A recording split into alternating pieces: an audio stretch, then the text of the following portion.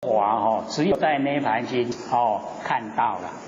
以往所有的经呢，佛都不这样讲哦。在涅盘经呢，佛就讲无我，我们都讲无我无我，那佛就讲无我就是生死，我者即是如来，我就是如来。所以这个呢，我们要把它了解它的内容那个无我，我们呢就是讲身体呀身体呀那个没有佛性啊，它是天地的物质风土，所以那个水有风土啊是我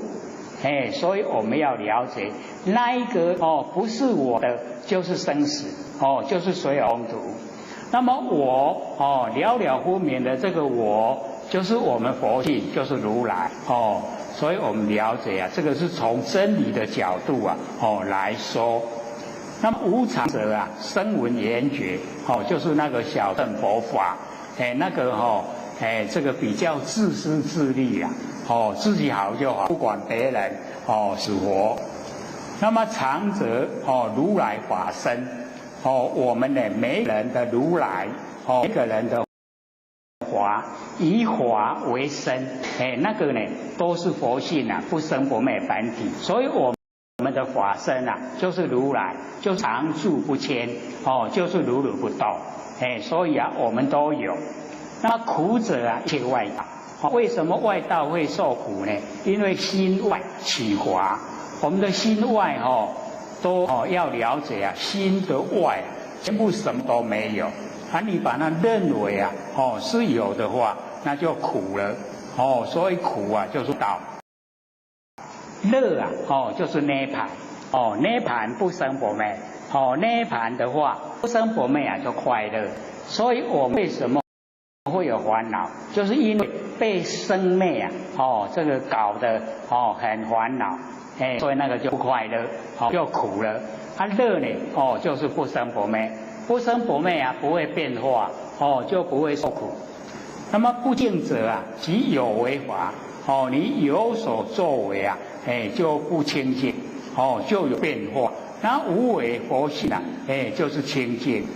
净者知佛菩萨所有正法知佛菩萨所有的那个正念所有的正确方法，佛知佛见就是清净是名呢不颠倒，这样呢就不颠倒。那么以不颠倒知字啊知义，知道这个文字，知道这个义理若欲远离是颠倒者，应呢知如是常乐我净。所以或者之前呢就常常提到，为什么呢？或者说会这个发心说只要各位浅显听或者讲课，按照会所讲去做，没有成佛的话，或者在陪你们修，有没有？他为什么那么的容易就承诺？就是因为体会常乐我净。因为在常乐我净的这四种状态之中，没有的变化，没有生灭没有苦也没有乐，没有一切对待的都没有所以就是要了解到受苦是别人看的在讲那个本身他没有那个苦的观念，没有。所以我们要知道，当你花心要呢这个做事的时候你所做的事再怎么苦你都觉得快乐。当你不甘愿做的时候再怎么快乐的事你做起来很苦，都不甘愿。所以这个就使以我们心的所以我们先把心提升已经到达涅盘不生不灭心都已经不生不灭了，所有生灭现象都不值得我们去烦恼，都不值得我们去叫所以这样呢就容易能够呢这个发大心行大显就可以呢，帮助众生啊脱离苦海。这个是要有条件啊，对不对？不是说我想，我想度啊众生，然后就度啊，那你凭什么度啊？就一定要有内容啊，内容你要很踏实啊，不能说我度个几天，度个几个星期、几个月、几年，好了我不要了，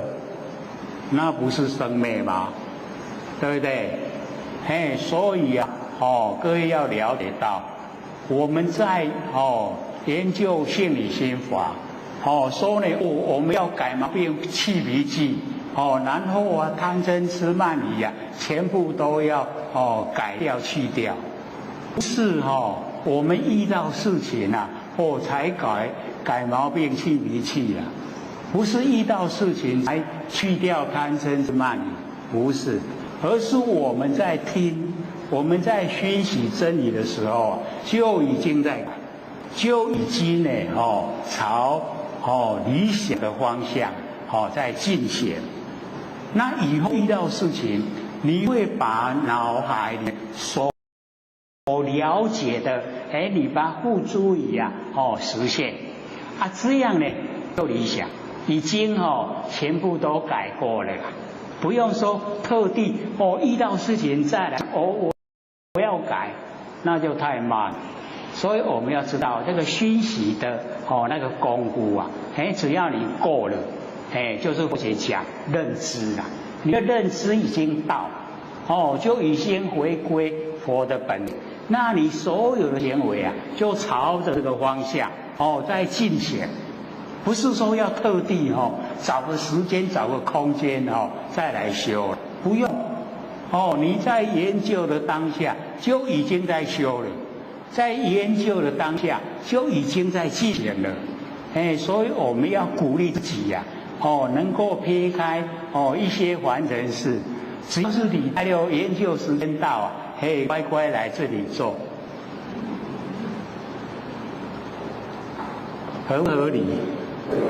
很合理对啊，所以我们要知道说。我们在虚起真理的当下就已经修了，就已经朝着我们的本位，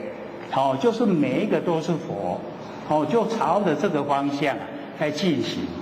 所以啊都很理想，